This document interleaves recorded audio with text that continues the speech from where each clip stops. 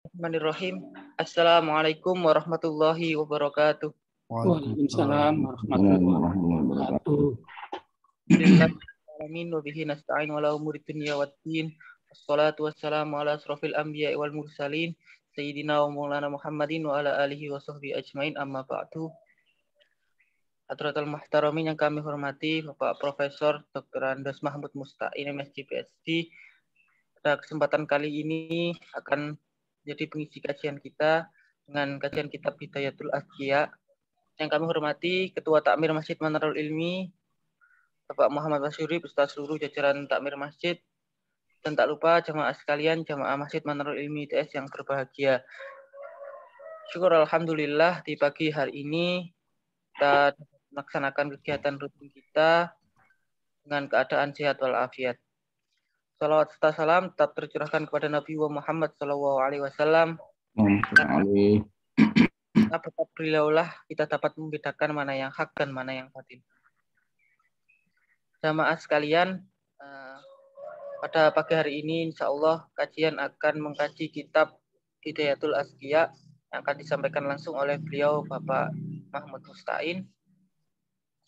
Sebelumnya mari kita buka bersama dengan bacaan umul kitab. Ala hadiniyah wa ala kulli niyatin sholihah. Al-Fatihah. A'udzubillahi minasyaitonir rajim. Bismillahirrahmanirrahim. Alhamdulillahirabbil alamin. Rahmanirrahim. Maliki yaumiddin. Iyyaka na'budu wa iyyaka nasta'in. Ihdinas siratal mustaqim. Siratal ladzina an'amta 'alaihim ghairil maghdubi 'alaihim.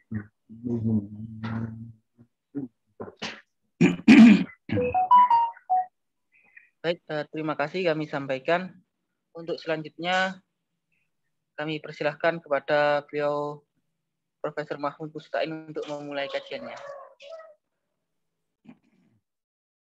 Assalamualaikum warahmatullahi wabarakatuh. Bismillahirrahmanirrahim. Shalli wa sallim ala Rasulillah Sayyidina Muhammadin wa mawala. Rabbi shrah li sadri wa yassir li amri wa hlul 'uqdatam min lisani yafqahu qawli. Rabbi zidna ilma warzuqna fahma waj'alna min ibadika sholihin. Allahumma rzuqna fahman nabiyyin wa hudal mursalin wa ilhamal malaikatil muqarrabin wa rahmati arhamar rahimin. Allahumma arinal haqqa haqqa wa arina tiba'ah.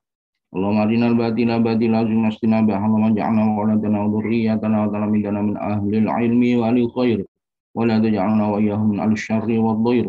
Allahumma inni a'udzubika min adilla a'udzalla azilla a'udzalla azilla ma'azilla alayya azza jaruka jalla sana'uka la ilaha ghairuk. Bismillahirrahmanirrahim. Tasawwadu billahi tawakkaltu ala Allah la hawla wa la quwwata illa billah. Allahumma sabbit janani wa adril haqqa ala lisani. Rabbana la tuzigh qulubana ba'da idh hadaytana wa hab lana min ladunka rahmatan innaka wahhab. Rabbana hab lana min ladunka dhurriyyatan wa talamidatan thayyibatan katsiratan innaka sami'ud du'a. Allahumma sawwirhum hasanan thabbit qalbahum imanan bi rasulik. Allahumma sawwirhunna hasanatan thabbit qalbahunna imanan bi rasulik. Allahumma ja'alhum sholihan sholihan kamilan abidan zahidan jamilan hadiqan faqihan aliman nafi'an saliman hafidan hafidan Qur'an. Allahumma ja'alhunna sholihatan sholihatan kamilatan abidatan zahidatan jamilatan hadiqatan faqihatan alimatan nafi'atan salimatan hafidatan hafidatan Qur'an. Allahumma tawil umrahum wa sahih jasadahum wa hassin khuluqahum wa afsih lisanahum wa ahsin sadahum li qiratil Qur'an hadis barakallahu Muhammadin sallallahu alaihi wasallam. Rabbana atina fid dunya hasanah wa fil akhirati hasanah wa qina 'adzabannar wa qina 'adzabannar wa qina 'adzabannar wa adkhilna jannata ma'al abrar ya aziz ya ghafar. Ya Rabbal Alamin, subhanallah bil izzati amma yasifun, alhamdulillahi rabbil alamin. Bismillahirrahmanirrahim. La hadratin Nabi Mustafa sallallahu alaihi wasallam. Al-Fatihah. A'udzu billahi minasyaitonir rajim. Bismillahirrahmanirrahim. Alhamdulillahi rabbil alamin. Arrahmanirrahim. Maliki yaumiddin. Iyyaka na'budu wa iyyaka nasta'in. Ihdinas siratal mustaqim. Siratal ladzina an'amta 'alaihim ghairil maghdubi 'alaihim waladdallin. Amin. ثم إلى جميع إخوانه من الأنبياء والمرسلين والصحابة التابعين من المصنفين جميع الملائكة المقربين خصوصا سلطان أولياء الله شيخ عبد القادر الجيلاني وسلطان العلماء الله شيخ عز الدين عبد السلام وإلى جميع المفسرين والمصنفين والمؤلفين والصنفين باسم مصطفى وإمام جلالين سيد أحمد ورزق إمام غزالي النووي سيد جلال الدين شيخ شريف الدين شيخ شهاب الدين أحمد شيخ حمامي سيد أبي الدهلان سيد عاصم حسن شيخ عثمان بن حسن سيد عبد الله سيد ناصر بن محمد وشيخ هذه الكتاب شيخ زين الدين. الفاتحة.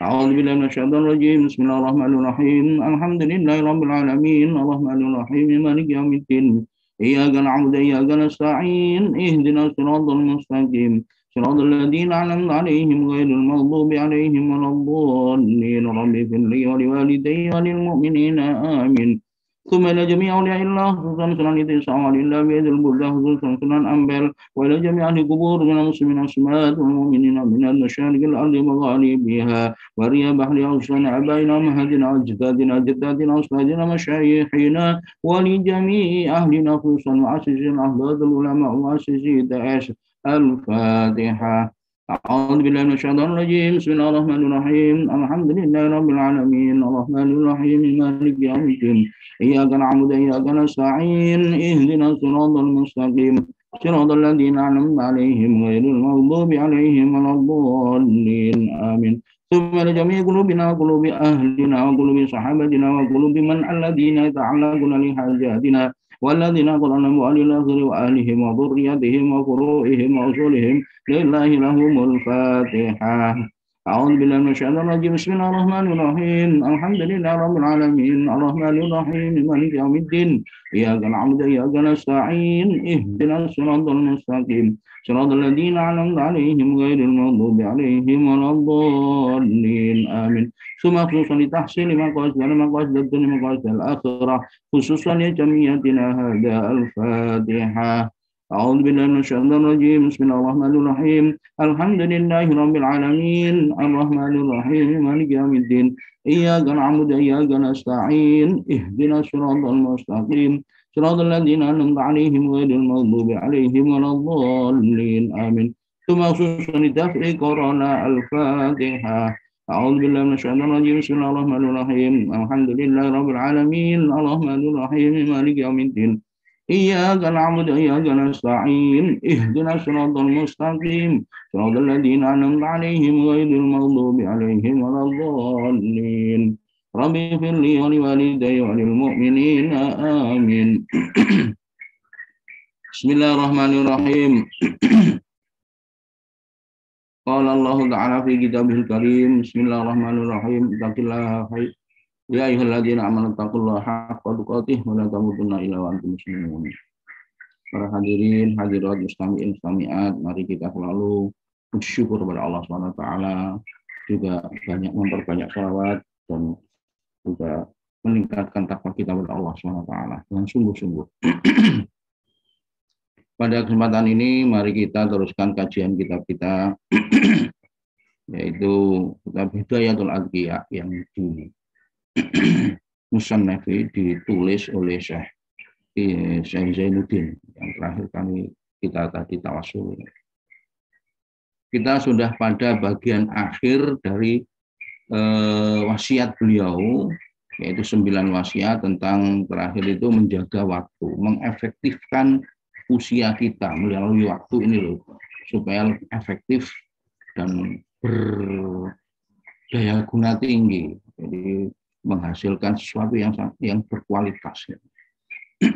Pada Nadom 236 terakhir ini. Kemarin setelah kita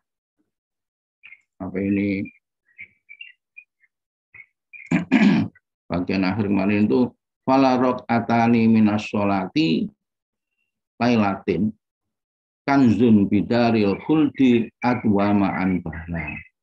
Dengan mengisi waktu pada salat malam 2 rakaat itu ibarat seperti kanjun, seperti membangun gedung di desa akhirat yang selamanya kekal. Kemudian berikutnya ini Bismillahirrahmanirrahim qala al-musannifu rahimallahu ta'ala wa nafa'na bihi wa bi ulumihi fid dharain amin. Bismillahirrahmanirrahim fastaksiron minal kunuzil faqatin ta'ti alaika wala nasiba wala wa yafutu hadha bil katsiri min ihtima mika wastighalika biduna mutaghafila wa hadithu dunya thumma laghwun wallaghat wa kadza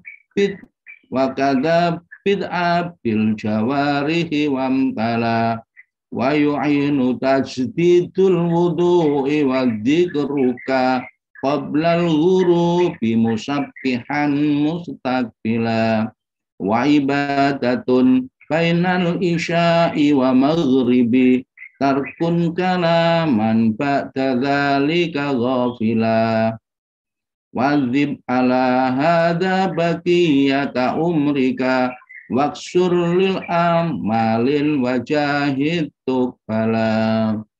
Bismillahirrahmanirrahim. Fastaksiron mongko ngakeh-ngakeh akan teman sira minal kunuzi saking pira-pira gedung omah lifakotin dapun apa itu apa niat ini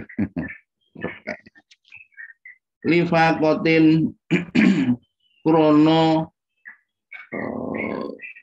dunia kang fakir ini. Kita ini kan hidup di dunia ini kan fakir sekali, mas kita perkaya untuk memanfaatkan. Takti mongko bakal teko sira alaika atas sira wala nasiba wala sing nok ben teko iku wala nasiba ora ana apa iku sebangsa wala-walalan ora ana sanak raket, nggak ada sebangsa yang bisa membantu. Makanya kita masing-masing itu mengharapkan amal dari diri kita sendiri-sendiri yang sudah kenal dijanjikan kecuali 3 hal. Nah, 3 hal itu kan sebenarnya juga amalnya sendiri.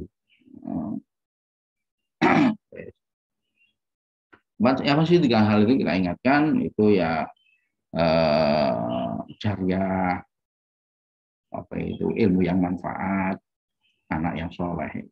Wa yafutu hada utawi pote wa yafutulan dadi pot opo iki salat wa yafutu hada lan dadi pot opo iki salat, maksudnya iku ketinggalan, lepas salat kita bil kasiri minih timamika kelawan akai piro-piro himmah siro, kehendak siro, keinginanmu, wasti goli kalan ketungkulmu, kesibukanmu, bid dunia kelawan inggon urip dunia ini mutaghafila kalih pepeko, kalih ngelali. Jadi sholat malam yang konotasinya yang apa ini digambarkan membangun kebaikan, menabung kebaikan-kebaikan untuk di akhirat itu akan lepas dengan banyaknya keinginan. Ihtimam ini keinginanmu. Jadi ini satu lafal tapi dipisah di tengah.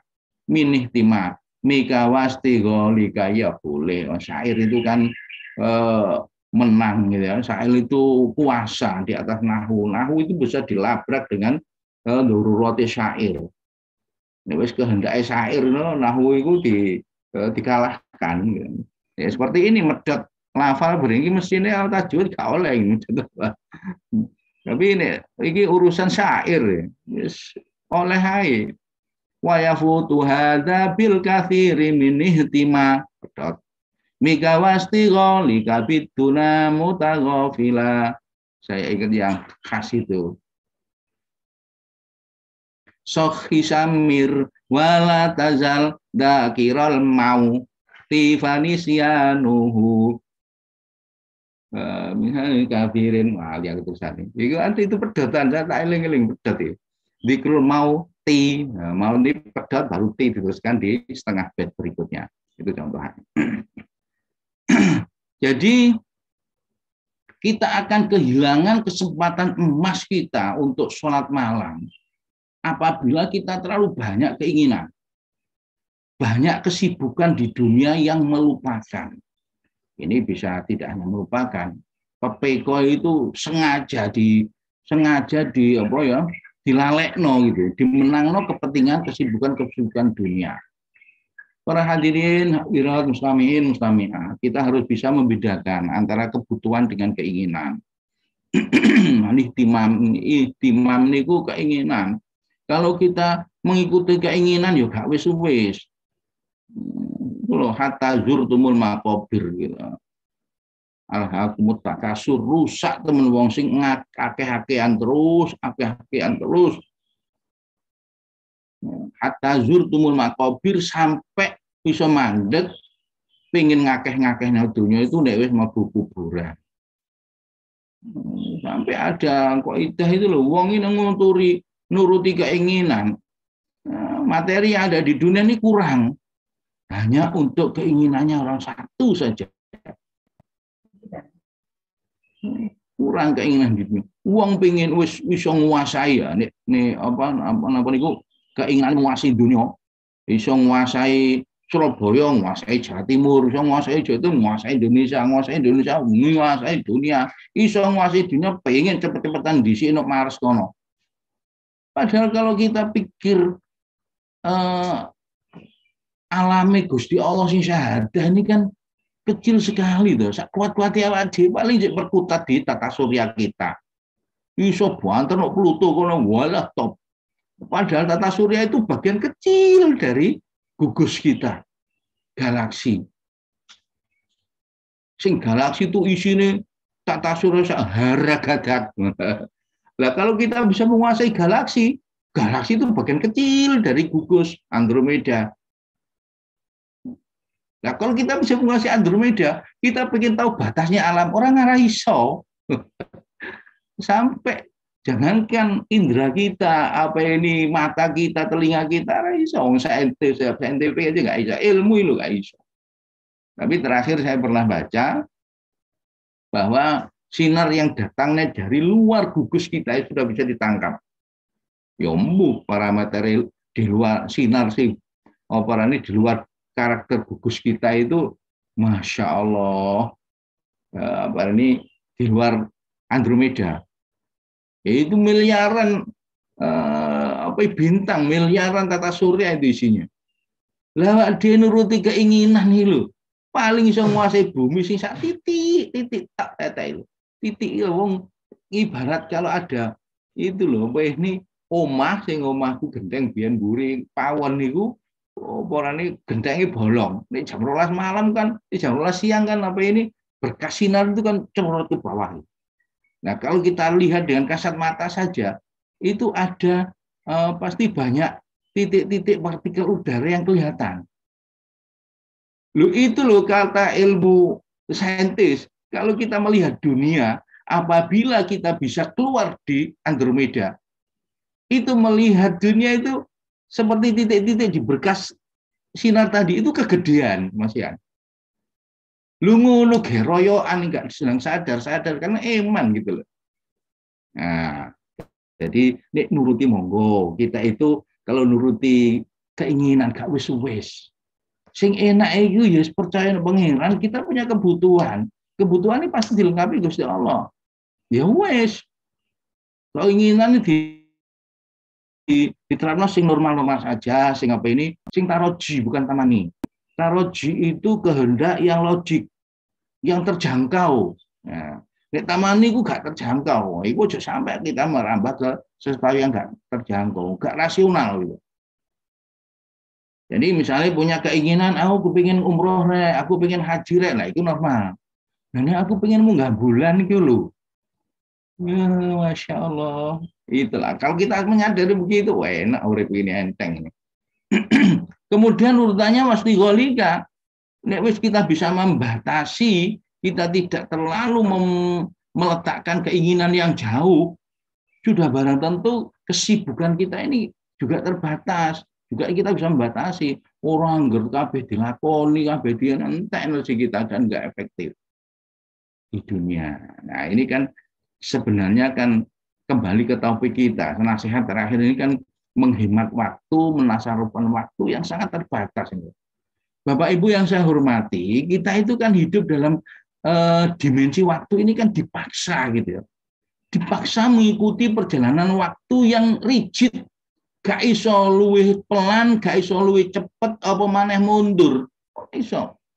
Beda dengan kita hidup di dimensi ruang ini, iso maju ke depan bisa, ke belakang bisa, ngalor ngidul ngitan mulan munggah mudun bisa. Tapi kalau waktu nggak bisa. Waktu itu kita dipaksa maju mengikuti dan mempunyai kecepatan yang sama. Ya, kalau saya ingat itu dulu ya waktu paruhnya uranium U-235 kalau nggak salah itu yang dipakai standar hitungan waktu detik-detik ini loh. Yaitu wondene relativitas. Ustadz sampai ini Albert Einstein itu mengatakan ada teori relativitas dan mengatakan bahwa waktu itu tidak konstan. Ya monggo. Memang secara teoritis bisa. Saya pernah mengikuti kuliah yang satu-satunya murid orang Indonesia, satu-satunya muridnya Einstein yang paham, ya termasuk mendapat sertifikat dikatakan Einstein paham dengan relativitas, yaitu Profesor Silaban. Pantur Silaban sudah meninggal, itu kuliah relativitas. Saya senang sih, jadi saya nebeng aja, ada sitting saja, duduk aja ikut. Itu menjelaskan begitu. Dia mengaku menjadi muridnya yang disahkan oleh Pak Einstein itu memahami relativitas. Dia bilang begitu. Ini betul bahwa waktu itu secara teoritis itu bisa diajak dimaju. Tapi persyaratannya itu tidak mungkin. Persyaratannya adalah apabila universe ini atau kerangka kita hidup ini digerakkan yang memiliki kecepatan sekitar kecepatan cahaya. Nah itu energinya kan kita nggak punya. Tidak, belum lagi bilang energinya. Space-nya itu loh, universe aman gedenya itu digerakkan secepat itu. Space-nya kita bikin space juga sendiri. Kita bikin ruangan sendiri untuk jalannya. Itu lebih apa caranya? Jadi secara teori, secara aplikasi nggak mungkin terjadi. Ya, jadi artinya kita hidup ini dipaksa oleh Gusti Allah sebenarnya, bukan oleh alam. Jadi hukum alam itu salah. Alam kok dihukum, ya hukum Gusti Allah gitu loh. Jadi para hadirin rahimakumullah, bahwa kita itu ada dalam kehidupan dua dimensi ruang dan dimensi waktu. Ketika kita beramal ini pasti menggunakan waktu. Nah, penggunaan waktu ini yang hati-hati karena kita terbatas, karena kita mengikuti pergerakan waktu itu nggak bisa dirubah. Nah, sekarang momen jam sekarang hari ini hilang, yus gak bisa balik. Adapun besok hari besok tuh hari Selasa jam segini, itu kan lain rekodnya. Apalagi besok lain rekodnya. Jadi tiap detik itu mempunyai spesifikasi tersendiri dalam rekod ibadah kita, kegiatan kita.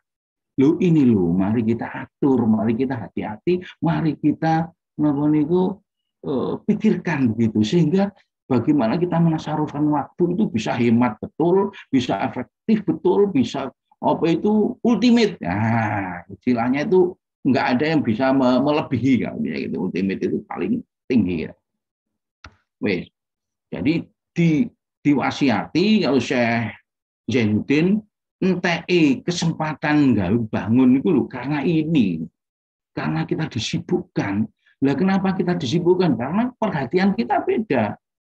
Kalau kita bisa memasang perhatian yang betul seperti pertanyaan kemarin, kenapa kita senang beribadah? Karena motivasi. Kita taruh motivasi yang betul, keyakinan yang betul, insya Allah akan selamat. Kita tidak akan kehilangan momen membangun gedung-gedung di surga itu. Loh ini wong sing gak seneng tasawuf opo bahasane surga neraka tok ae. Ya apa kok hasil wong cerdas iki ya bangun masa depan wong. Wa hadisudun ya tumalagwun walagot wa kadza bi it abil jawarihi wamtala. Wa hadisu dunia lan sebab caturan pembahasan dunia, cerita dunia lah katakan ini. Summa lagwin mongko sebab gunung kang logo. Kalau ingat logo, malago fala jum'atalah itu loh. Summa lagwin mongko kali-kali gunung sing logo, artinya walagot lan gunung rame-rame nggak ada gunanya. Ini wong seneng parane maaf ya bahasa Arab itu sum'ah ya. senang dibahas orang, senang menenarkan diri, senang akeh nama retorika berbicara, ya memang jadi mubalik itu penting untuk santunan, tapi jangan terlalu baik sehingga merusak prinsip dakwah, terus mengarah ke bujuisasi segala macam itu sudah kakean anu. Wakada biid abil jawarihi lan kaya mengkono-kono apa ini kelawan kepayahane anggota badan. Jawarih itu anggota badan. Biid abi kesusah payahane nggauto. Jadi awake dientekno susah payah menghabiskan energinya. Wan tilai lan sebab ngebek-ngebeki intala itu kan ngebek-ngebek, maksudnya ngebek-ngebeki weteng. Nah, ini di kitab saya itu hanya keperluan perut gitu loh. Susah payah menggerakkan badan ini, mengeluarkan potensi energinya, jadi amal dadane amali cuma gawe boleh nuruti weteng tok. Inilah prinsipnya hedonisme. Kalau kita kembangkan hedonisme ini kan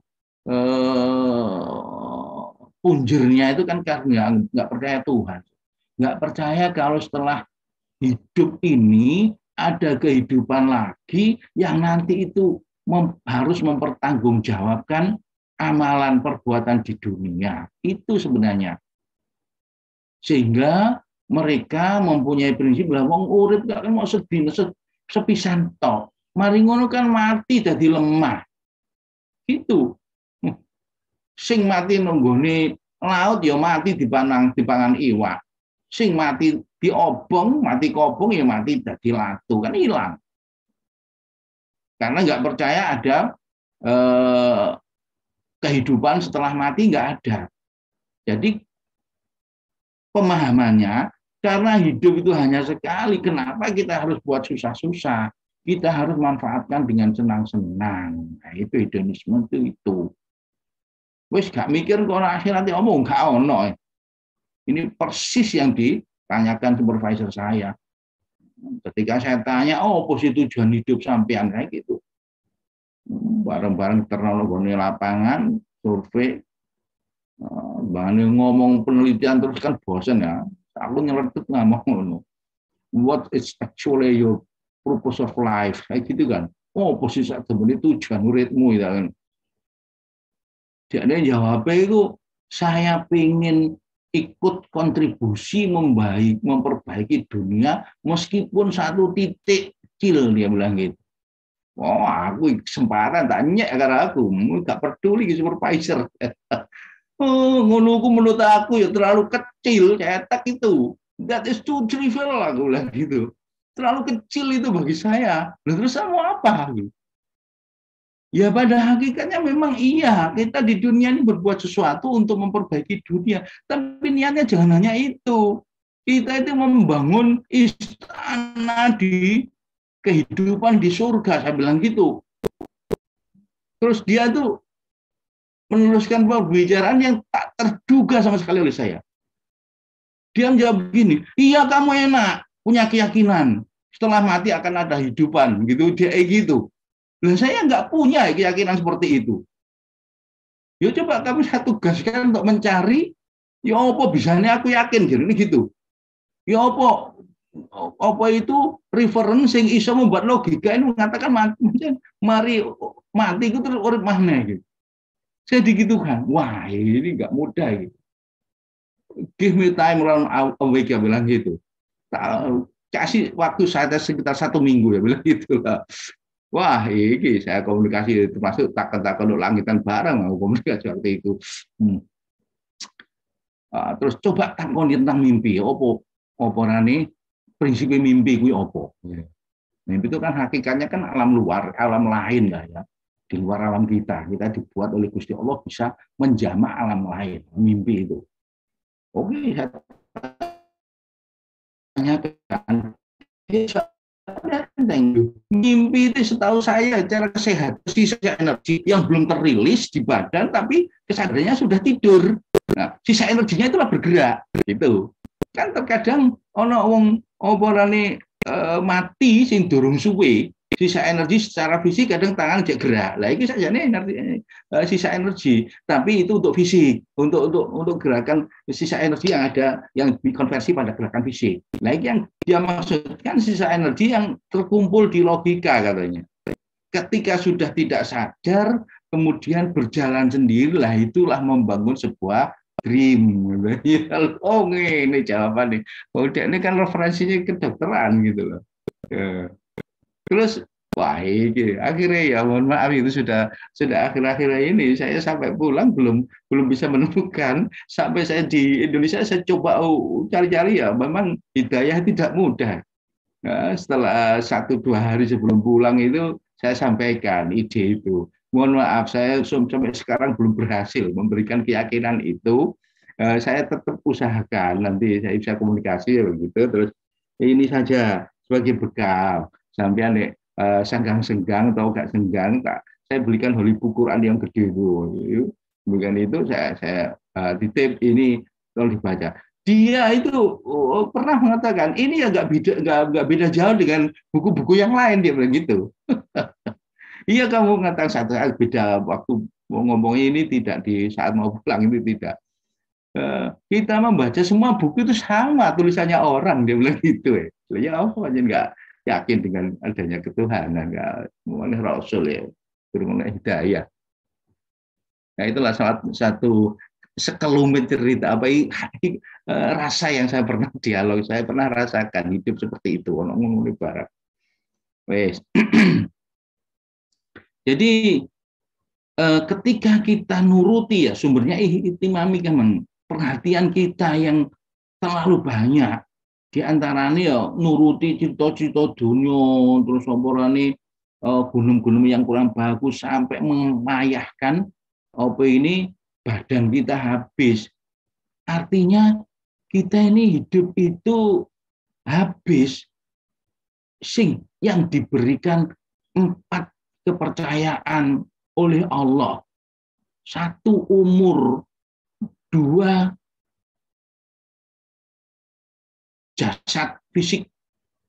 Umur kita itu timing kita, waktu kita. Terus fisik itu kan ada kekuatan. Fisik ini kan dari awal tuh lemah, terus kuat, terus maksimum, terus mudun maneh. Ini kan umur entek kan fisiknya juga habis.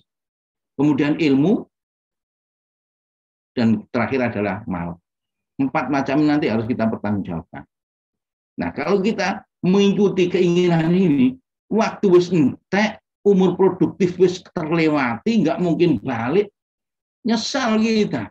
Lo kehilangan aku. Lo itu lo jangan sampai terjadi. Gitu. Mari kita upayakan semampu kita. Oke, sampai dulu pernah saya sampaikan bahwa kalau kita merasa punya kapasitas bekerja 8 jam, dadak ini kita cuma bekerja 7 jam misalnya. Yang 1 jam kita sia-siakan. Itu dadaknya nyesel. Oh, pemane 8 jam dintekno keturu tok misalnya, tambah nyesel pol. Wes. Pada akhirnya tujuannya hanya nuruti intalaan, nuruti senengan ning dunya tok. Nah, itu jangan sampai terjadi. Kita harus pegang prinsip yang kuat, dunia mazra'atul akhirah. Dunia itu adalah tempat cocok tanam di akhirat. Kalau waktu kehidupan kita yang sekitar berapa tahun, 60-70 tahun, kalau dihitung dengan kaidah yang Gusti Allah nyiptakno bumi, nyiptakno alam berapa hari, 7 hari ya nih ya, nanti sajadah itu. Loh itu loh konversi kita itu hanya 2 detik, 2 menit saja hidup ini. Nah itu kalau dikonversikan dengan Gusti Allah menciptakan alam, nanti dikonversikan dengan tak terhingga. Ya hidup kita terlalu kecil, makanya ibarat manuk mampir ngombe celup, nah itu terlalu lama itu.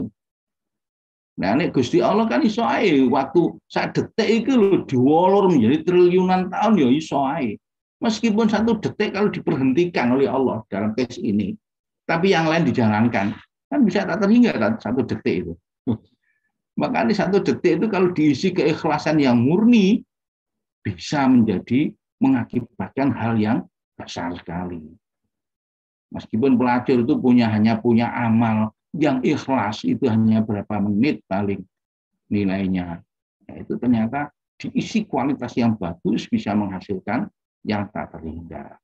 Wa yu'inu tajdidul wudu'i wa dzikruka qabla al-ghurubi musabbihan mustaqbila. Wa yu'inu lan nulungi.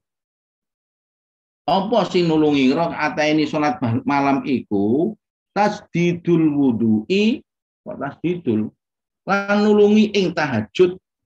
Nah, nek duwi ini kan harus menjadi rafa'in dan menjadi fa'il. Wa yu'inu lan nulungi ing tahajud. Nah, membantu tahajud. Apa sing bantu tahajud? Tasdidul wudu'i nganyar-nganyari wudu. Nah, nek pengen gak dianyari ya daimul wudu. Apa iku wong sing langgeng selalu di wudu. Wong langgeng di wudu iku enak rek. Bebas teko sentuhane setan. Tene lapo-lapo aku di wudu no. Setan bangsa lembut sing pengen ngredo elek-elek gak wani. Wong di wudu iku suci ya, bersih. Pikiran ya terus view-nya bagus. Ini tingkah laku ini maksiat gak wani, dijogo wudune. Karena wudhu itu perbuatan baik itu menjaga kita. Kita punya amalan-amalan baik itu menjaga kita sebenarnya. Sholat bengi menjaga kita di luar sholat yang khusyuk itu menjaga kita dari perbuatan di luar sholat. Itu artinya as-sholatu tanha 'anil fahsya wal munkar itu gitu sebenarnya. Amalia sholat yang betul, yang khusyuk betul, itu bisa menjaga diri kita dari fahsya dan mungkar. Artinya waktu di luar sholat itu loh aman. Ya apa gak aman? Sholatnya apik sampai membekas di luar sholat itu masih terngiang dikiri, terngiang berwajah pada Allah, sehingga jalan juga murah senyum, ketemu orang juga enak. Loh, itu maksudnya ini menjaga di luarnya. Maksudnya labete sholat itu sebenarnya. Yombo mana diatur labete sholat itu jidat ireng-ireng yombo. Tapi ya hakikatnya labete sholat itu ya perbuatan kita ini. Wong dene saudara kita ada yang mengartikan bekasnya sholat, asari sujud. Itu kan asar itu bekas, bekasnya sujud itu diartikan ono nemblong lo kene ireng ya monggo. Tapi kalau saya mengartikan asari sujud itu dalam perbuatan. Perbuatan yang mampu mencegah fahsya dan mungkar. Itu asari sujud yang real yaitu. Nah, jadi wayu'inu perbuatan tahajud itu tasdidul wudu'i. Perbuatan apa ini nganyar-nganyari wudu atau daimul wudu itu bisa membantu sholat. Mudah kan? Wa dzikru kalan dzikir sira qoblal hurubi sadurunge maghrib musabbihan kali bertasbih mustakbilan kali madhab kiblat. Hal-hal begini ini terkadang kalau kita enggak ngaji dengan serius ya enggak paham. Enggak perhatian, posing nunggu. Padahal wong sing perhatian, penting daimul wudu itu penting, dzikir wah. Wong tasawuf itu dzikir tidak hanya nunggu setelah sholat. Every time dekne dzikir. Selagi menyedot udara, mengeluarkan udara itu diisi dzikir. Jadi kalau satuan nyedot udara itu detik ngono ya, setiap detiknya itu dzikir. Makanya syair syair watan ini loh, Gus Dur itu loh kan rangkulan Gusti Allah setiap saat. Itu maksudnya dzikir setiap saat yaitu Jadi apa ini pengertian innallaha ma'ana itu ini wis ono ngene. Nek wong setiap saat iku eling Gusti Allah, yo pasti Gusti Allah itu menjaga kita. Jadi Gusti Allah ngereken kita itu tergantung kita ngereken nih Gusti Allah. Nek kita eling Gusti Allah, ya Gusti Allah njogo kita, ngereken kita gitu loh. Bisa nggak kita begitu ya? Mari kita upayakan, memang ini tidak mudah. Kita latih gitu.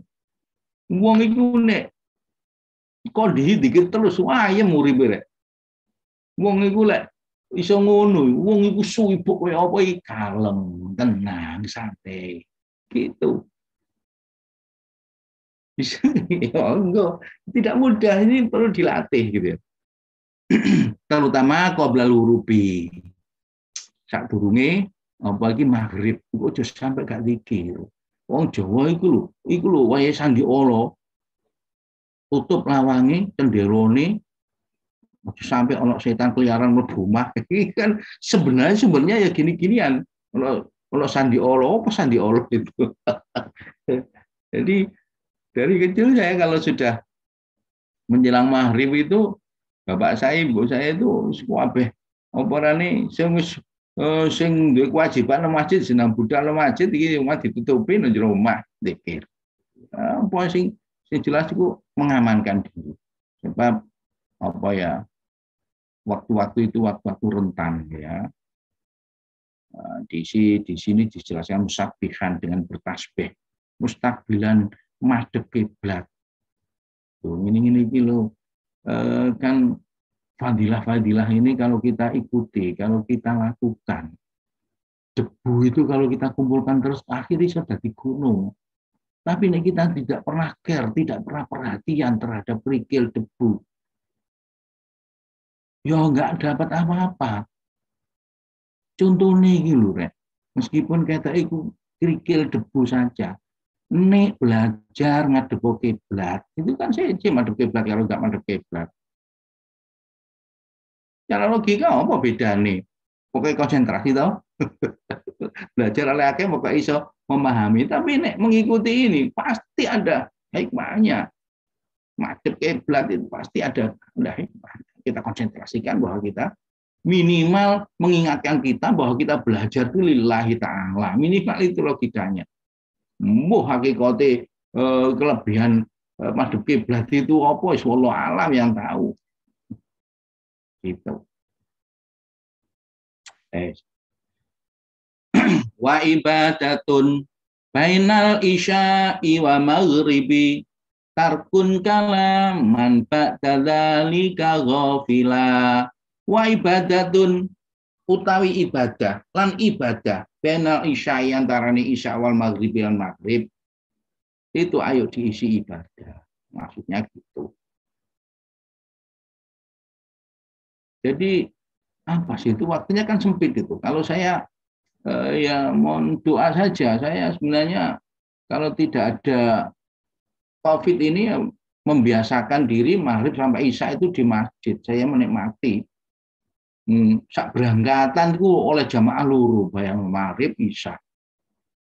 Apa enggak eman kalau ditinggal gitu. Belum lagi mengisi waktu antara maghrib isya itu.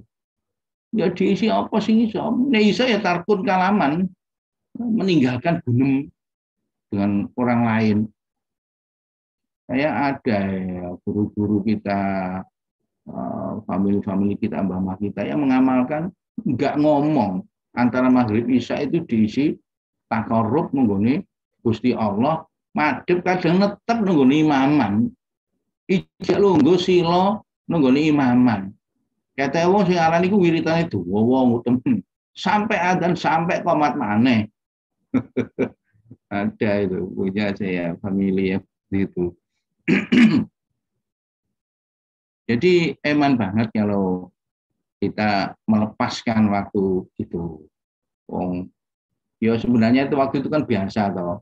Beda keistimewaannya dibanding keistimewaan waktu sahur ini beda. Nek waktu maghrib ini keistimewaannya itu adalah waktu jeda waktu ya sebentar, tapi bisa mendapatkan dua kebaikan yang sangat luar biasa, yaitu jamaah maghrib, jamaah isya oleh itikaf di masjid. Kita sedang di masjid. Omalah nopo pengajian ini, walah tambah oleh tumpuk-tumpuk itu. Yo majelis taklim, yo no masjid, yo iso etika. Tempat yang terbaik di dunia ini kan masjid. Kita niati menang no masjid itu lho wis menempati tempat yang terbaik itu Gusti Allah. Masjid saking apike sampai dijuluki Baitullah, omahe Gusti Allah. Sehingga mempunyai hukum yang khusus masjid itu. Nggak boleh dijual belikan, nggak boleh disewakan, nggak boleh, banyak hal nggak bolehnya.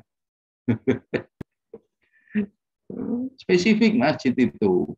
Jadi tanah yang diwakafkan itu biasanya dideklar sebagai masjid itu dipikir betul seberapa banyak ini yang dideklar sebagai masjid. Yang lain bukan masjid, serambi gitu ya. Artinya itikaf boleh di dalam masjid, serambi gak bisa.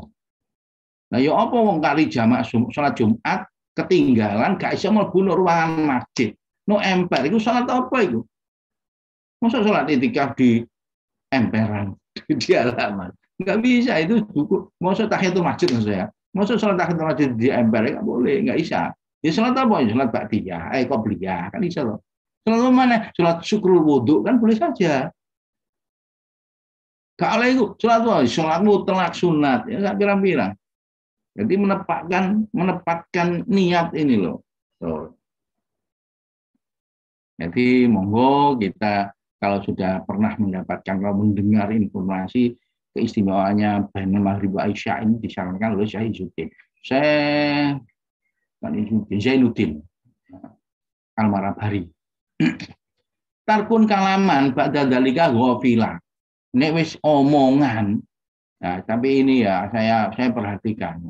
Kalau saya di masjid itu antara maghrib isya, nek sing wonge ngerti ku gak ono sing gak ngejak gono, gak ngejak guneman ngono. Nek sing gak ngerti ngejak guneman, ya tak tambani mosok aku tene adik ngandani aku wiritan rek ojo diganggu. Itu kan kemelindi. Saya harus menghormati juga karena memang belum tahu, belum ngerti ilmunya ini. Aku jangan kita tanda omongan juga bagus. Omongannya itu kadang tanya sesuatu. Tapi bagi orang yang ngerti ngenteni pengen butuh ngomong aku ngenteni aku mari jamaah isya baru ngomong. Nah, iki tak titeni, mesti ngerti loh, gak ngejak ngomong aku antara maghrib isya. Ayo ini ngerti gitu. Ngejak ngomong gue mari jamaah isya, mari wiridan selesai baru ngomong. Jadi sing ngerti ya tak ladeni ae gitu ya. Nah, ini kan kabeh direkod Gusti Allah kita punya niat baik. Niat baik itu langsung direkod, beda dengan niat jelek.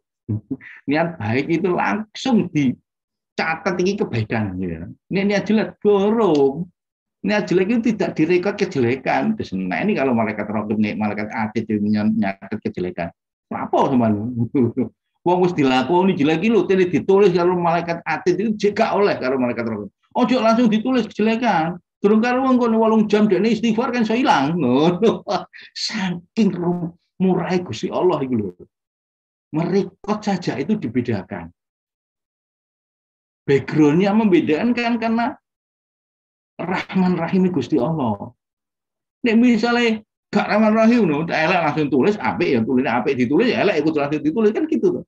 Ini enggak. Jadi dibantah. Bukti ini dituruti karo Gusti Allah. Raqib gak ngoleh malaikat atid nulis ngenteni 8 jam, 8 jam. Oporane Paul sing paling longgar, ngenteni 8 jam, ngene 8 jam gak istighfar. Nah, itu silakan ditulis.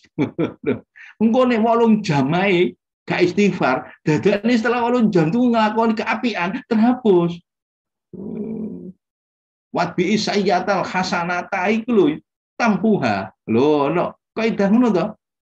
Wong iku nek mari nglakoni keelekan, gak nang istighfar, ditulis temen, tapi nek nglakoni keapian, tampuha. Keapian itu bisa menghapus keelekan. Murah ini Gusti Allah iku wis pol. Para hadirin rahimakumullah. Enak ngono ngaji ya.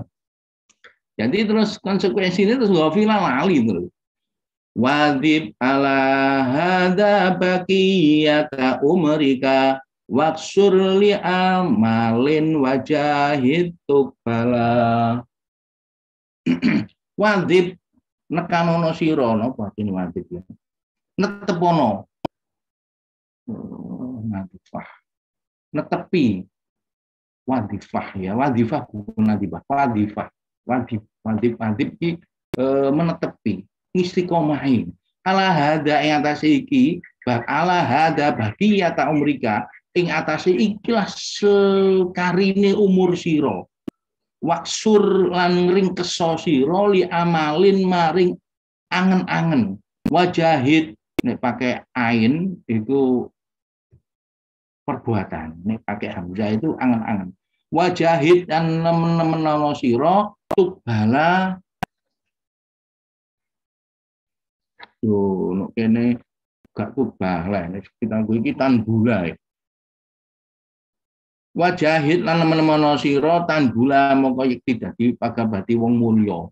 Nek tubala iku mau den adepi beda ya cetakannya atau versinya nggak tahu. Nah, jelas yang saya pegang ini bukan tubala tapi tanbula. Ini iso nglakoni itu bakal jadi orang yang mulia. Kalau di sini tubala itu den adepi. Jadi satu syair terakhir dari wasiat apa ini menjaga waktu itu adalah istiqomah.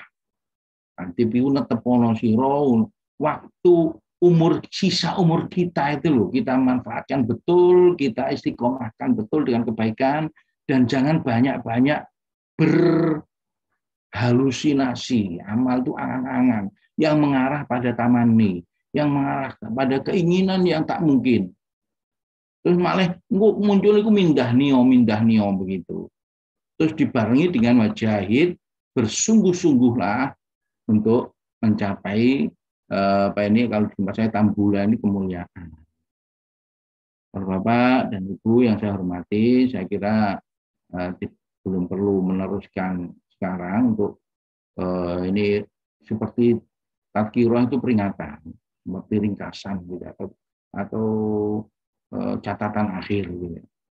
Jadi wasiat yang ke-9 ini sudah habis, artinya wasiat yang terpanjang, mulai dari wasiat tobat dulu yang pertama ya, tobat karena ada qanaah, ada zuhud, segala macam itu, yang terakhir ini menjawab waktu.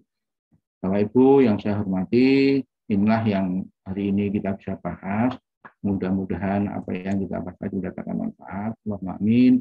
Bisa menjadi penyebab kita dapat hidayah dari Allah Subhanahu wa taala. Amin. Bisa meningkatkan keikhlasan kita, bisa meningkatkan kesabaran kita, bisa meningkatkan rasa syukur kita, bisa meningkatkan kecerdasan kita, bisa meningkatkan istiqomah kita dalam melakukan ibadah, bisa meningkatkan takwa kita kepada Allah Subhanahu wa taala dan mendatangkan ridhonya. Saya mohon maaf kalau ada kesalahan. Assalamualaikum warahmatullahi wabarakatuh. Waalaikumsalam warahmatullahi wabarakatuh. Monggo barangkali ada tambahan dari Bapak-bapak atau pertanyaan monggo bisa 10 menit. 15 menit. Ya Bang Said. Salam. Tanya ya, itu tadi loh syair kalimat terakhir tadi itu loh. Nggih.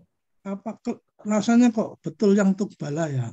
Nggih. Karena begini, apa namanya? Nggih. Itu kalimatnya kan begini toh. Kamu tetaplah pada sisa umurmu. Nggih. Jangan terlalu banyak angan-angan. Nggih. Dan berusaha kelaslah untuk sisa umur yang kamu hadapi. Jadi misalnya apa gitu.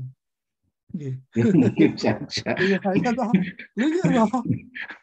Untuk bala itu dalam rangka sisa umurnya yang dihadapi ke depan itu. Barangkali lu ya. Ya, ini sudah barang tentu, enggak Pak, Hakim. Ada tulisan seperti itu pasti mempunyai background yang kuat juga. Enggak mungkin ujuk-ujuk ada tukbala itu. Untuk kita setidaknya kita tahu ada 2 versi. Enteng toh. Nah, itu satu. Yang kedua, tadi sampean kan ngomong dengan supervisor sampean untuk membuktikan adanya kehidupan setelah mati kan. Misalnya sampean saja kan kutipkan surat Al-Hajj ayat 5 itu kan gitu. Ya, dia menyatakan apabila kamu ragu terhadap hari berbangkit, maka perhatikanlah kejadianmu. Kamu dulu jadikan dari ini. Nah, yang kita beritahukan begini. Quran itu bisa menjelaskan secara rinci kejadian manusia, mulai dari sperma, terus segumpal darah, darah, daging, dan seterusnya. Yang itu tidak mungkin dijelaskan oleh teknologi dan ilmu pada saat itu, pada 1400 tahun yang lalu. Jadi itu yang pertama itu membuktikan ininya, Quran ini bukan tulisan orang. Jadi itu satu. Yang kedua, untuk membuktikan kamu dulu nggak ada, kamu dulu itu sperma. Ketika sperma kamu di mana? Terus kemudian perasaanmu di mana? Kesadaranmu di mana? Tapi kamu tumbuh sadar. Nah, kamu diberitahu oleh kitab ini bahwa kamu dulu itu begini loh. Padahal kitab ini bukan tulisan orang, karena orang nggak ngerti pada saat itu. Diberitahu oleh kitab ini, dulu kamu itu dari sperma, dari ini, dan ternyata yang diberitahukan oleh kitab ini itu benar menurut penelitian sekarang. Ya gitu kan. Jadi yang diberitahukan yang akan datang itu juga akan benar juga. Karena dia sudah membuktikan ini kan. Kan begitu menurut saya loh ya. Karena dalam Quran gitu. Ya. Coba kayak sama surat. Alhamdulillah, itu salah satu reason lah, salah satu yang alasannya logika. Bisa saja kita skip gitu kalau ada sesuatu lagi. Jadi artinya begini, kita menjelaskan ini loh buktinya bahwa Quran tidak ditulis orang. Bagaimana orang bisa tahu proses kejadian di dalam rahim mulai dari sperma sampai ini terus kemudian selama 4 bulan ada kehidupan, ditiupkan roh, kemudian menjadi ini, dan seterusnya. Serinci itu. Dan kalau saya tambahi, silakan baca itu bukunya Bible dan Sains Modern, Bible, Quran dan Sains Modern, karangannya Maurice Bucaille yang menjelaskan secara detail itu. Itu bukti bahwa buku ini itu benar menjelaskan kehidupanmu sebelum kamu hidup di dunia.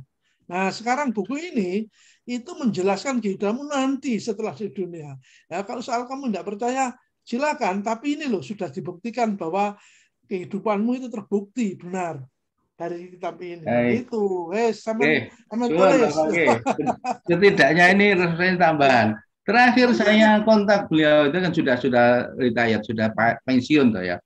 Tapi masih kontak, masih ada emailnya yang bisa ini karena sepuh belum nggak kenal WA dia sudah tua. Ya saya akan insya Allah kalau masih bisa kontak saya akan tambahkan itu ya prinsip dual itu. Monggo barangkali ada tambahan yang lain. Waalaikumsalam.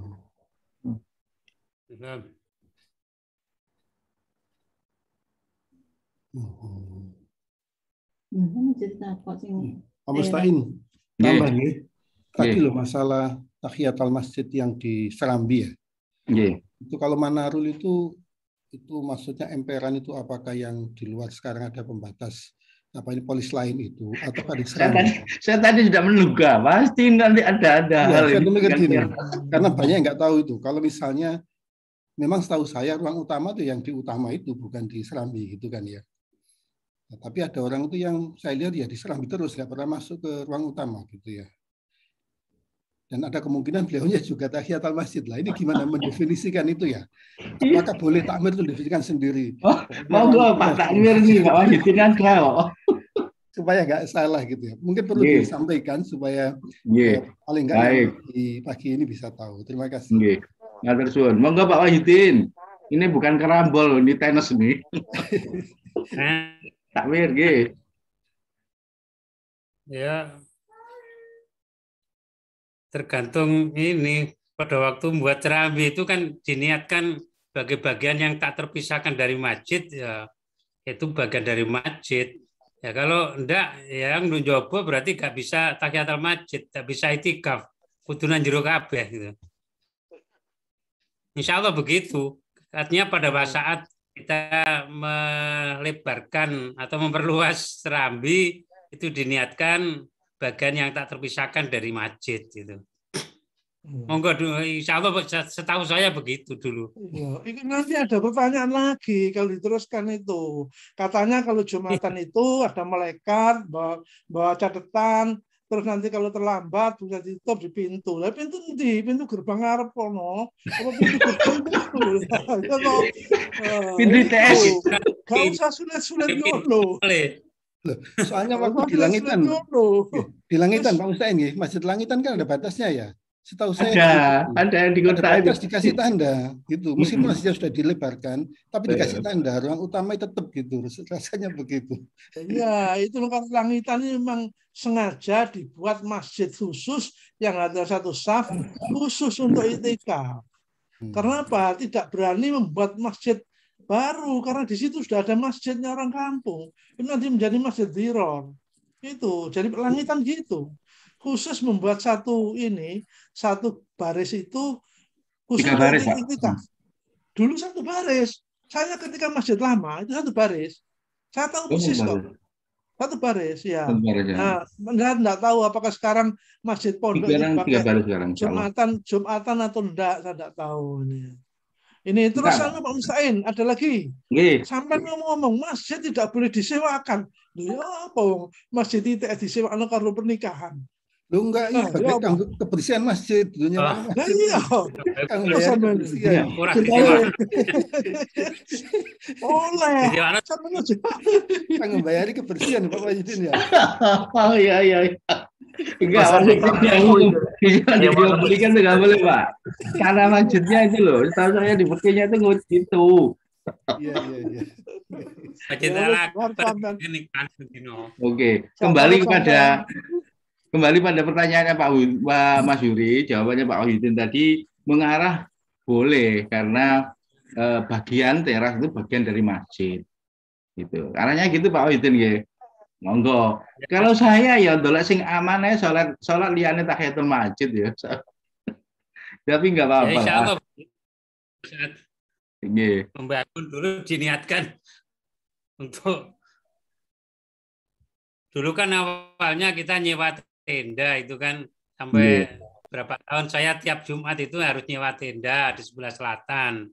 Akhirnya kan Pak Zaki pada waktu itu ketika rapat BPPMI kemudian kita sepakat untuk melebarkan sayap kanan, kiri, dan depan secara permanen. Dan itu bagian dari masjid itu, sehingga bukan tambahan, tapi bagian dari masjid dan tak terpisahkan dari masjid. Ingat saya begitu, ingat saya loh. Ya semua pengiran sing catut lah. Tergantung niatnya nggih. Tapi saya pernah lihat itu masjid di luar itu Pak Wahidin. Saya pernah bismillah boleh gitu. Pak Mustahin, ada yang lebih fatal lagi di Arab Saudi. Batas Mina diperluas. Nah, itu kan ya aneh. Namanya Mina itu yang ada di lembah, saiki diperluas di luar lembah. Ayo gimana itu? Bagi orang yang seperti Pak Mustahin itu ya gak gelem mabit nggone Mina di luar terowongan, mesti bengi-bengi mlebu nang terowongan Mina laran ngono mabit kan ngono to. Itu loh. Mina terbaru, Mina ajadat. Inggih. Monggo barangkali ada lagi. Matur suwun Pak Mazuri, Pak Wahidin. Ada lagi Pak Mustahin. Sama-sama nggih Pak Jenengan nggih. Kapan itu Pak Imam Megin sama Pak? Yang tua itu apa lali jeneng. Maksum nggih. Masalah kan lantainya yang anjlok yang di utara itu enggak boleh katanya itu. Katanya sholat jamaah tuh harus sama lantainya itu Pak. Itu ya apa ya? Itu mana itu? Itu lantai selatan ya anjlok ya. Itu nih anjlok munggah ya apa nih munggah? Lah ya itu kan itu. Diratakno. Berarti sholat kalau penuh tuh sholatnya neng itu undak-undakan berarti gak entuk iki ya? Iya. Di bawah itu. Ini di belakang apa di tulis. Ini lantai loro, lantai telu ya apa itu? Nah, iya. Iya. Nggak tahu itu katanya ada. Tuh mana itu? Itu bahasanya sudah ini persyaratan jamaah itu Pak. Bukan lagi tidak lagi hanya syaratnya sholat, tapi di kitab yang kemarin saya baca itu di Fathul Mu'in itu syaratnya jamaah. Jamaah itu diantaranya kan bisa nyambung, bisa melihat imam atau makmum di belakang imam. Bisa sambung, bisa melihat, bisa akses ke sana. Meskipun beda lantai tapi bisa akses itu nggak apa-apa. Meskipun kelihatan tapi nggak sambung. tutupan kaca kelihatan. Jumatan sekarang kan tren ini masjid-masjid yang AC itu kan terus ditutup. Saya pernah mengingatkan di masjid yang dekat tembok, pasar tembok itu, lu kok ditutup Pak, ini sing njowo mboten sah niki nggih. Dibuka meskipun AC-an niku dibuka kedhi waktu sholat mawon ya. Waktu khutbah enggak apa-apa. Kan meskipun kelihatan tapi harus ada akses ke depan, akses menuju imam maksudnya itu. Jadi sekali lagi kasus rata dan tidaknya itu dibahas dalam jamaah, persyaratan jamaah, bukan syarat sahnya sholat. Saya kira itu. Untuk suwun Pak Hujan dan Pak Mas Agus. Iya, iya. Jam 6. 6 monggo Mas Amri ditutup. Terima kasih. Mohon maaf Pak, tadi sempat wifi saya terputus sekitar 10 menitan, jadi nggak apa-apa. Paksa. Baik, terima kasih kami sampaikan kepada beliau Profesor Dr. Andes Mahmud Mustain MSc PhD yang telah menyampaikan kajiannya pada pagi hari ini. Semoga ilmu-ilmu yang telah diberikan bermanfaat bagi kita semua. Amin. Amin. Saya mohon maaf bila terdapat kekurangan ataupun kesalahan.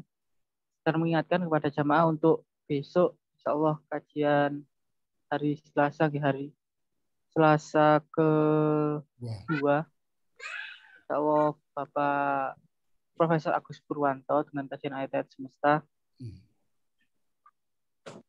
Saya mohon maaf bila terdapat kekurangan ataupun kesalahan.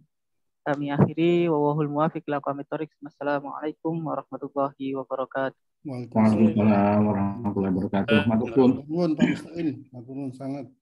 Matur nuwun. Sami-sami. Matur nuwun. Barokah. Amin. Allahumma sholli ala sayyidina Muhammad.